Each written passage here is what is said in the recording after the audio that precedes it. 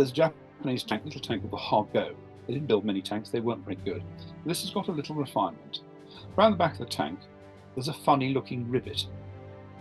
And if you press it, it sounds a buzzer inside the tank that tells the tank crew that you want to talk to them.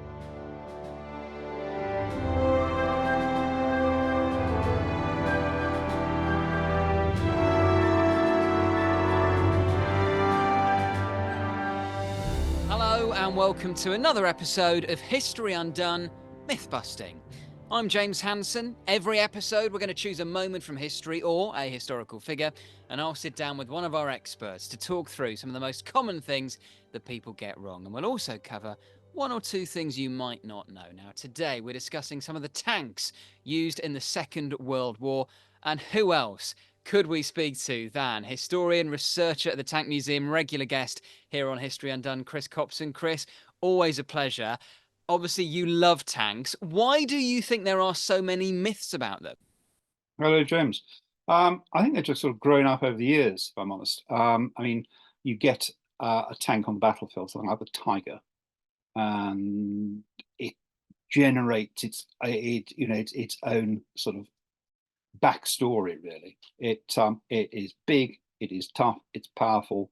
Allied tank crews grow to fear it because it's bigger and effectively a much better tank than anything they've got.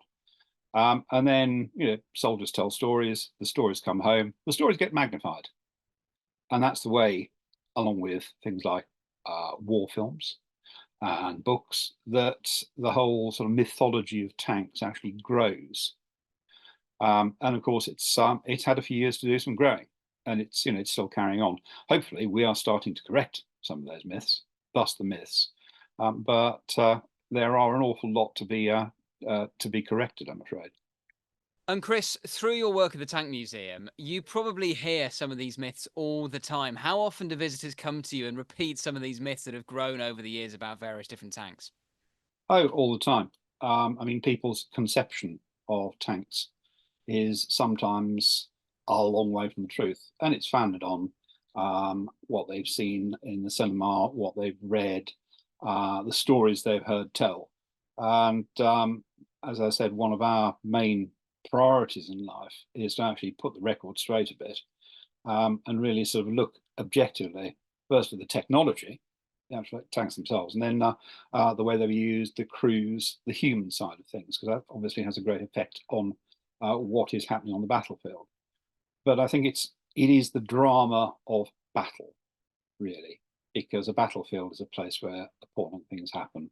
It is a place of death and high drama. It generates these things. It's very, very powerfully, and they get magnified, distorted, taken home, and then you get all the stories that we have now. Well, Chris, you've picked out 5 big myths about tanks that we're going to try and bust over the course of this episode. Let's start with your first myth, and this is around the German Tiger I, often referred to as the most feared tank of the Second World War. But does it deserve that title, Chris? Well, the Tiger One has a whole mythology of its own, and it's not surprising. When it appears on the battlefield, 1942-43, it is bigger, more heavily armored, more heavily armed than anything else anybody else has. To give you an idea, years and years ago, I took my wife to the Tank Museum the first time. Tiger was there, parked next to a Sherman, and she just looked at the two and looked at me and said, "How the hell did we win?"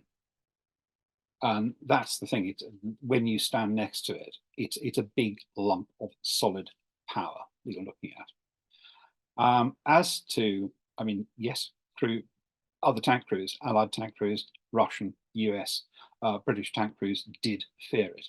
And the idea of a Tiger in the area was really not what you wanted to hear first thing in the morning. It's understandable. The thing has got immensely thick armor. It's 100 millimeters thick just to the front, 140 mil on the front of the turret, and it's got a hugely powerful 88 millimeter gun, and that can knock out something like a Sherman 1.5 kilometers away. To have any luck with the thing, if you happen to be in a Sherman or a T-34, you've got to get within perhaps 500 to 800 meters and hit one of the weak spots. So yeah, on that basis, Tiger is a foe to be reckoned with. Against that, it is underpowered. I mean, this is a design. This was supposed to be a 30-ton tank. It winds up a 60-ton tank, but it's still got the same engine, so it's underpowered. Mechanically, it's appallingly complicated. I mean, some of these tanks, T-34, the crew can do most of the maintenance. With a Tiger, honestly, you need 2 truckloads of technicians, a crane, just to look at the thing. And if you happen to have a mine strike, something like that, if it damages a track link or a road wheel, you've got to take sort of 6 adjacent ones off because they overlap to actually get at that road wheel or suspension or whatever. So it's also very, very expensive. You can build 4 Shermans for the price of 1 Tiger. So yes, on the battlefield, it's a monster, and there are occasions of Allied tankers actually see a Tiger, just bail out. We can't do anything about it. But on the other hand, they built very few of them, so you're actually unlikely to encounter a Tiger. And the thing itself is so technologically complex. It's got an absolutely dreadful maintenance record. It's sluggish. I mean, you've got all these things going for it. They did notice that they lost an awful lot of Tigers through mechanical breakdown, mainly in retreat because the things sort of couldn't keep up. So there are 2 sides to it. It's big, it's powerful, but it's overcomplicated, over expensive. I mean, it's Vorsprung durch Technik, written in tank speak effectively. But did it do the job? Not really. There weren't enough. I mean, it's really interesting. You say there that you could produce 4 Sherman for the cost of 1 Tiger 1. If you had, would you rather have 1 Tiger or 4 Sherman, Chris? If you had to have a choice, what would you go for? I'd go for the 4 Shermans because a Tiger or T-34s, probably rather more of those, because the Tiger might take out the first couple, but the chances are the rest will nail the Tiger. It's one of those occasions. I mean, quantity has a quality all of its own. I'd always go for numbers. And the other tanks actually aren't that bad in comparison. And if it wasn't so expensive to produce, do you think the Germans would have been better resourced like the Soviets were? It's not a question of sort of expense. A lot of it is sheer physical resource. Having the raw materials, having the factory space, capacity, you need all that in place because you're looking at about 8,000 Tigers and 50,000 T-34s, 50,000 Shermans. I mean, the arithmetic does start to stack up there, doesn't it? And just briefly, we should mention you've got a Tiger at the Tank Museum. We have the last surviving running Tiger 1. She is out twice a year, Tiger Day in the spring, Tiger Day in the autumn. You want a piece of actual live running military history, she's quite a thing. As your attractions go, is she a bit like the Mona Lisa of the Tank Museum? That not just the Tank Museum, that is, and I don't think anyone would disagree with me here, that is the most famous tank in the world. People come from all over the world to see her. Lots of Japanese, Americans, I mean, from all over the place. Well, that's a great place to start. Let's move on to your second tank myth. And from one tank that's always praised to one that was much maligned. And this is one that's often called the Ronson myth. Just explain what the Ronson myth is, Chris. Okay, so the American M4 Sherman, probably one of America's great gifts, the Allied war effort.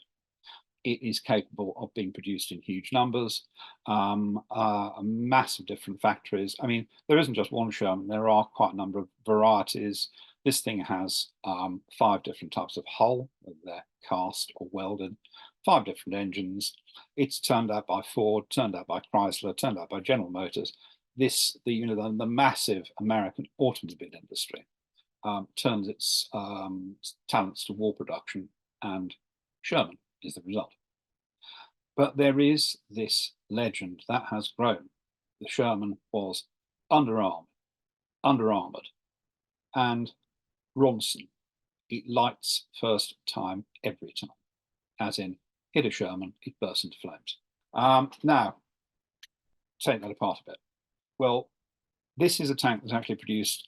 It appears in the first half of the war. It is plus side, very good, very well designed, ergonomic for the crew. It's reliable. This is a tank that starts first thing in the morning. You can't say that about very many others. The armour is, certainly on the early Shermans, it's a bit on the thin side, particularly what we call the sponson arm, the armour down the side of the tank. That's only 1.5 inches thick. So, that's not the best protection. But against that, you've got all these good things. The 75mm gun. And these tanks have already proven their fighting worth in rigid Army tests, just like the real thing. It's a good gun. It can fire a decent high explosive round. What it's not so good at is knocking out other tanks. Now, this is fine in the first half of the war, but once Tiger I turns up, Panther, King Tiger, suddenly, the odds are stacked against it. And this is where you get this idea that, a Sherman's hit and suddenly it spontaneously bursts into flames. Well, against that, I'd say a tank is a metal box full of fuel and ammunition. If you hit it, it will burn. And I'm talking about any tank here. The Sherman actually had a very good record for crew survival. One of the things they did think about is they had big spring-loaded hatches. So if your tank is catching fire, you can get out. The crew survivability is very good. And they did then start to sort things out because they realized it was under-armored. So they altered the design. They put extra armor, particularly on the front, on the glacis, where it's most likely to hit. They beefed the gun up from 75mm to 76mm. Now you're going to say, well, 1mm, what good does that do? Yeah, but it's a high velocity gun.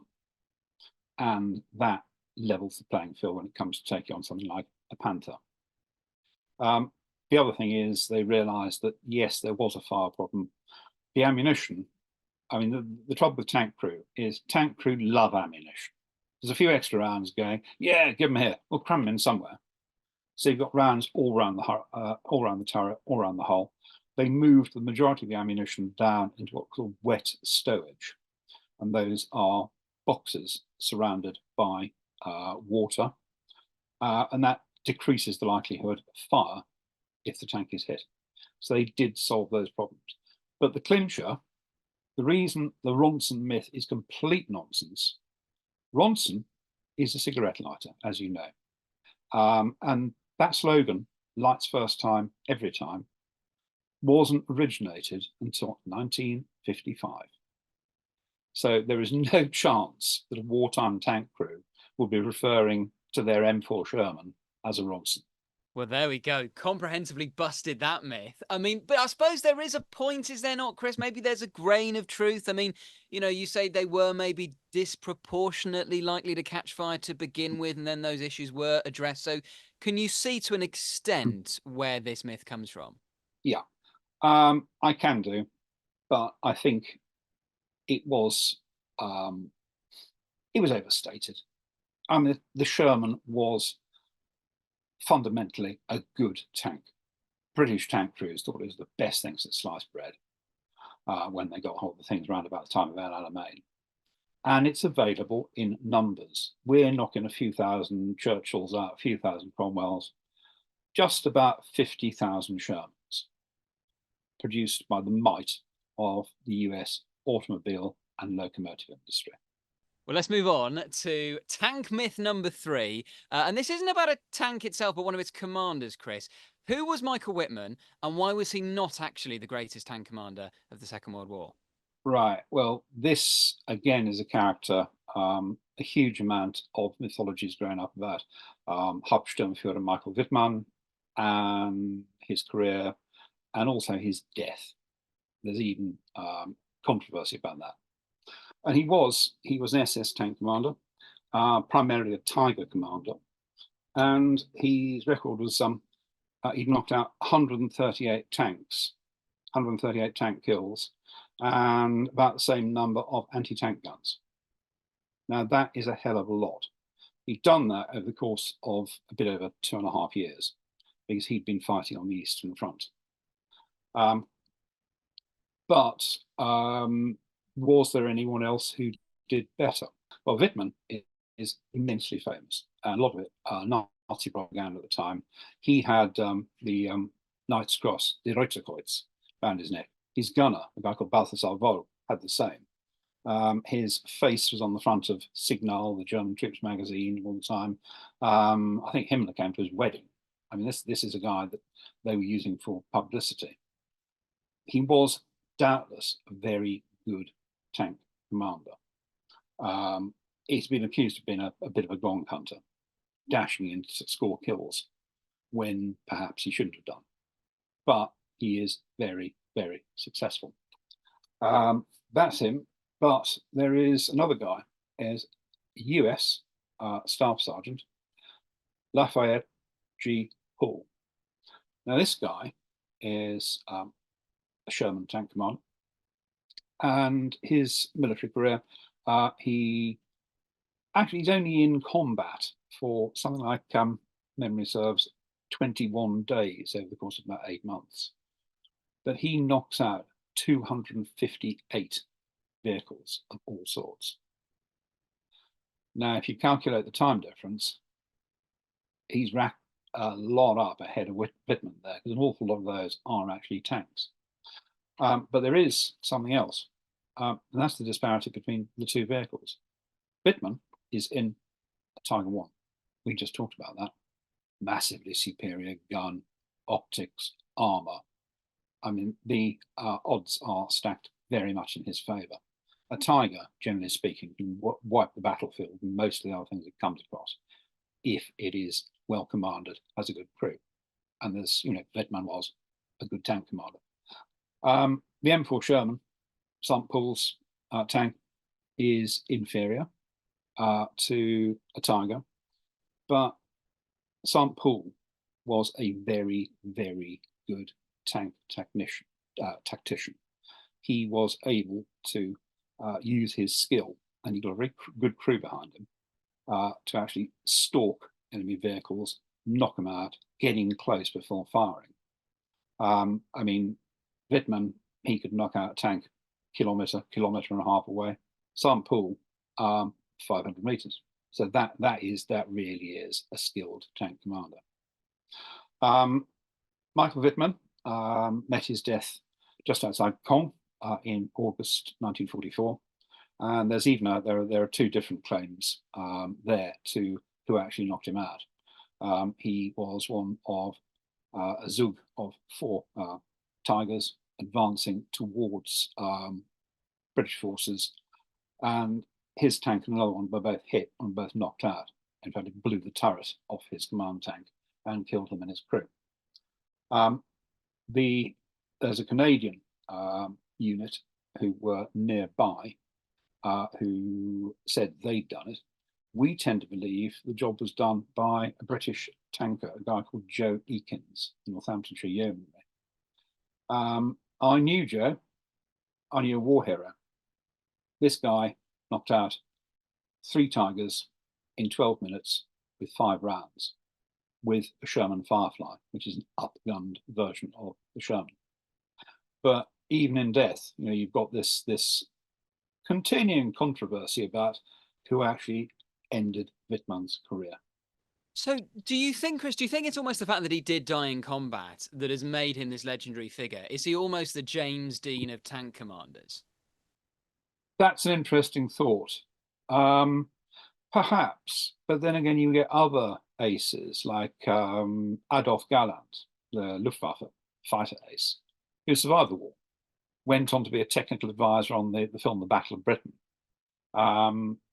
I think perhaps, some of the myth is probably about the fact that Vitman did meet his fate on that day, on the 8th of August 1944.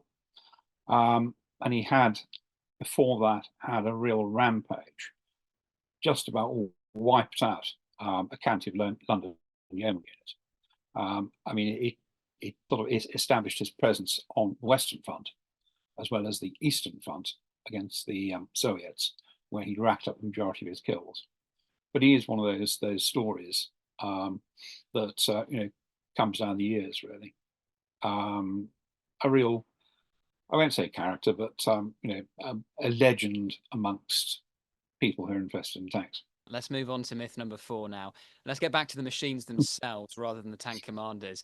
Were British tanks really a load of junk? Because that is a myth you hear quite a lot, Chris. At the start of the war, I'd say yes. At the start of the war, we've lost our way. We are making guns for tanks. There are 3 main parts to a gun: the barrel, the breech ring, and the breech block. We were really good at making tanks back in the 20s, 30s. I mean, I'm going to be controversial here, a guy called Fuller actually invented blitzkrieg effectively, he was carrying out experiments on mechanized warfare and the use of tanks with the British Army. We formed this organization called the Experimental Mechanized Force, and that gives you really the basis of how to use tanks on the battlefield, which was taken up by the Wehrmacht in 1940. However, we have lost our way. Dear God, yes. 1940, France. We have got light tanks, which are really designed for reconnaissance and not much use for anything, to be brutally honest. They're slow, they're noisy, not what you want in a recce vehicle. We've got infantry tanks, good old Matilda, thick armour, but very slow, 8 miles an hour. But they're only supposed to support infantry. We've got cruiser tanks, which are faster, 15, 20 miles an hour, but very thinly armoured, the A9, the A13. And they are really the whole lot of them. We've got light tanks, infantry tanks, cruisers. We haven't got a single decent medium tank that will fill a variety of roles. And they come badly unstuck. France 1940, we had to leave the majority of our armour behind. I think that was a thoroughly good thing because it's rubbish and we have to go and find something better. Now, during the war, we push on and we come up with things like the Churchill. Now, a lot of people have seen the Churchill tank. It's quite big, boxy. It was designed as an infantry tank, so it's not appallingly fast, but it's thickly armoured, especially at the front. And it's amazingly good at climbing, which is quite strange.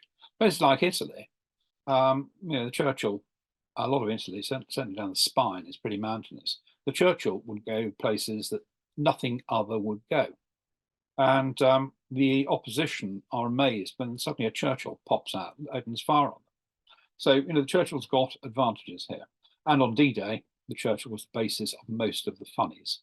So we've got the Churchill Avery, which is armoured vehicle Royal Engineers, which knocks out pillboxes, which lays trackways, which lays bridges, does all that sort of stuff. We've got the Churchill Crocodile, which is an utterly terrifying weapon, flame-throwing tank. Can't imagine anything nastier.